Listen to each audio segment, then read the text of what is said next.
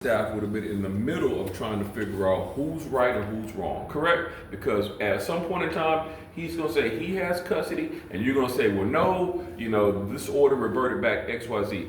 We have to, at this point in time, revert it over to legal because it's too much paperwork. Okay, where's legal? Legal is at the district office, but here's the thing that you also have to keep in mind. You're not in this district. You're not in this area. So and that's okay, but I'm still primary. So then that means students will be unenrolled, and then it's a different process as well. So you guys have to take care of whatever the custody part is before you guys get us in the middle of it. Because we're educators. So what she's saying right now is the paperwork had it where she could not even come and take her kids out of school. Mm-hmm.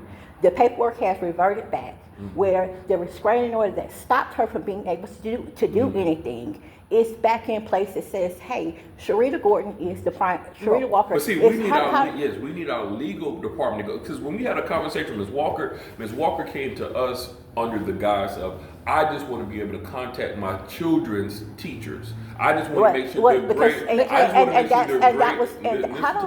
just want my grades to make sure my kids are doing well. So we bended some things so that could be, Whatever I have is legally had the right to do that. But then we got caught in the middle of, now it's a custody situation, and we're not trained for that type of stuff. We don't have. So can you give us a number to legal so we can go to your legal department because the kids aren't here. You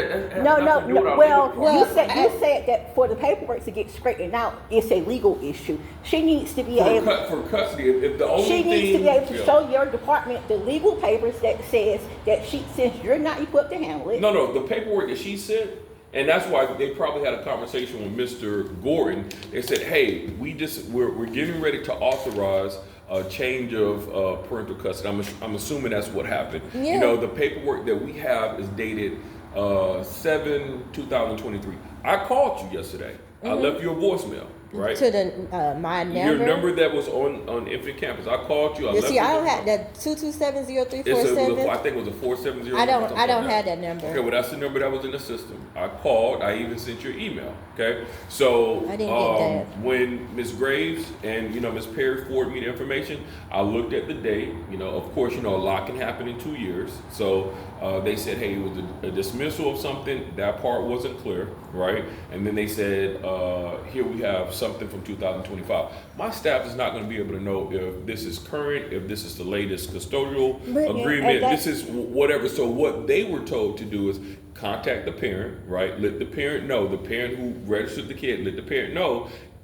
we have a order from 2023. Do you have recent paperwork to show that you are the custodial parent? Otherwise, we're going to have to make that change.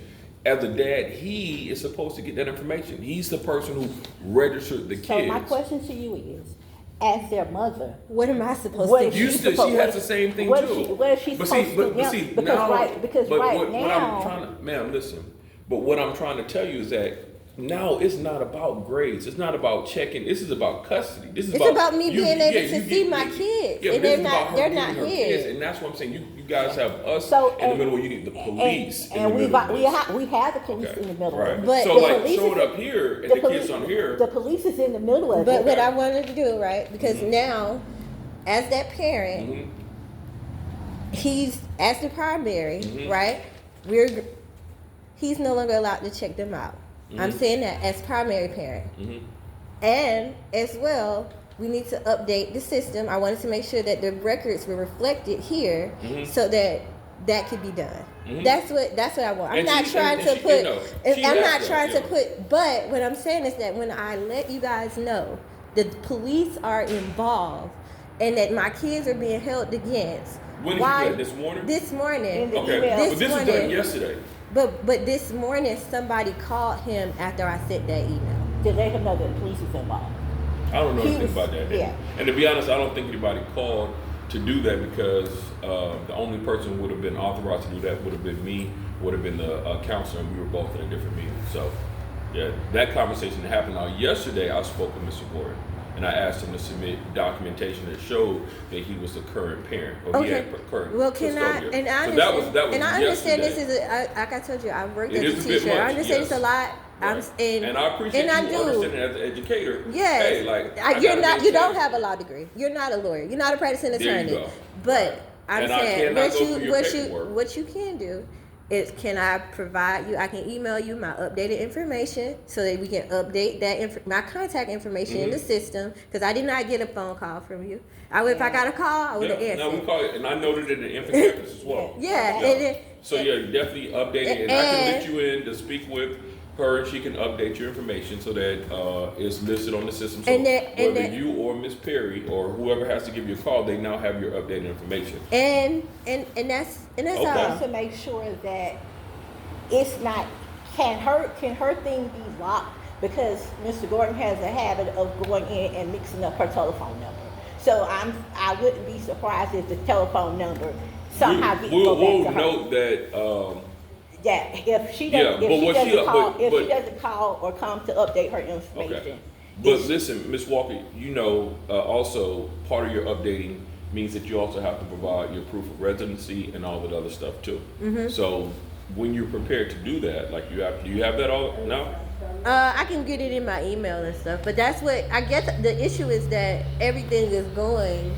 And that's what I'm saying. That's what I want you to know. When you pull this trigger, you have to be prepared to provide all that. Like, it's not just a. So you're saying that me putting me as a parent on there, as a primary parent on there, will disenroll them from this school? If you're not in the if I'm not in district, correct.